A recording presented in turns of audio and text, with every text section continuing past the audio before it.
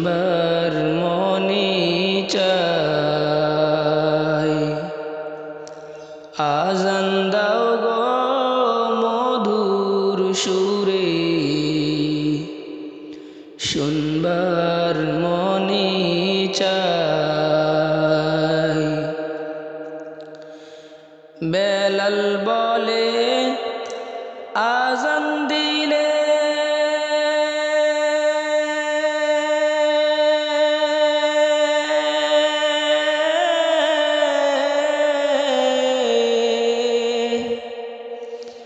কলিজায় মোর আগুন জ্বলে,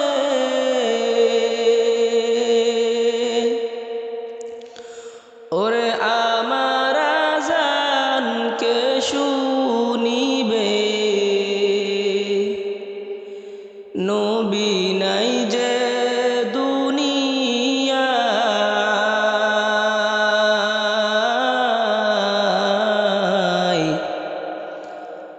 আজান দাও গো মধুর সুরে, শুনবার মনে চাই।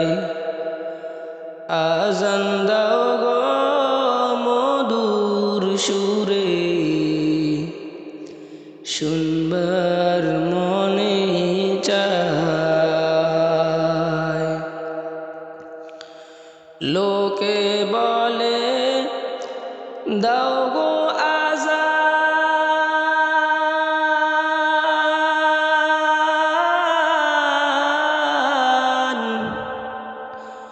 ওগো ঠান্ডা হবে তামাম জাহান।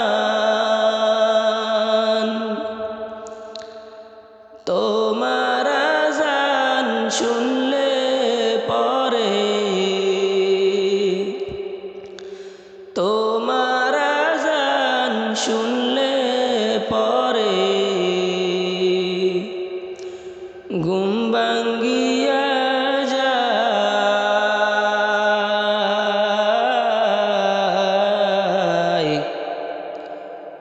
আজান দাও গো মধুর সুরে,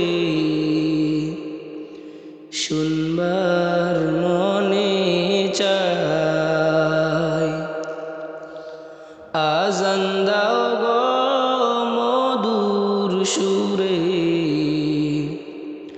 শুনবার মনে চাই।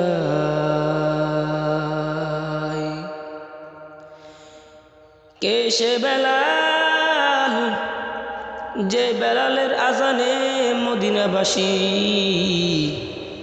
সবাই পাগল হয়ে যাইত। নবী আমার মরে যাওয়ার পর বেলাল আজান দেয় না। কি হলো বেলাল, আজান দাও না কেন? বেলাল বলে নবী আমার দুনিয়ায় নাই, আমি আজান কাকে শোনাবো? আলহামদুলিল্লাহ আলহামদুলিল্লাহ নাহমাদুহু ওয়া নাস্তাঈনুহু ওয়া নাস্তাগফিরুহু ওয়া নু'মিনু বিহি ওয়া নাতাওয়াক্কালু আলাইহি ওয়া নাউযু বিল্লাহি মিন শুরুরি আনফুসিনা ওয়া মিন সাইয়্যাতি আ'মালিনা। من يهده الله فلا مضل له ومن يضلله فلا هادي له. ونشهد أن لا إله إلا الله وحده لا شريك له. ونشهد أن سيدنا ومولانا محمدا عبده ورسوله أرسله بالحق بشيرا ونذيرا وداعيا إلى الله بإذنه وسراجا منيرا. أما بعد فأعوذ بالله من الشيطان الرجيم. بسم الله الرحمن الرحيم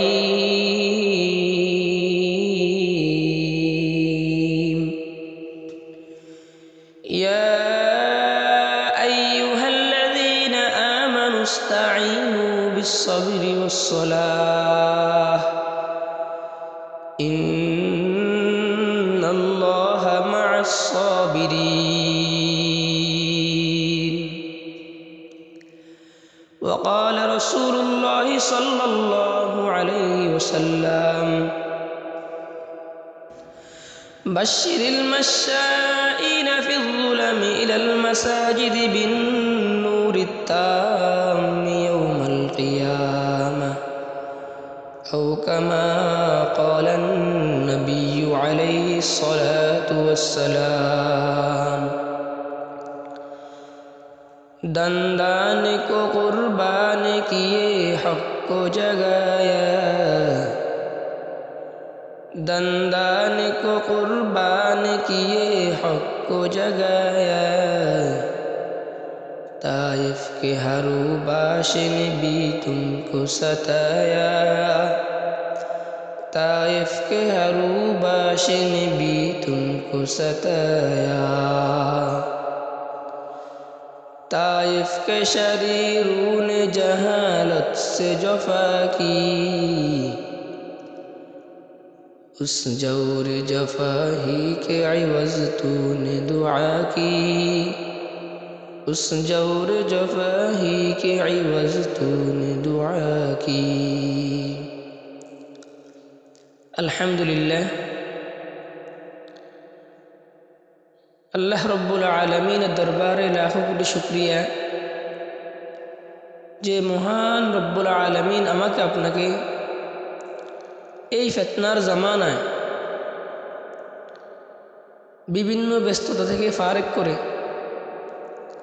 দিনই কিছু কথা বলার এবং শোনার জন্য তৌফিক দান করছেন।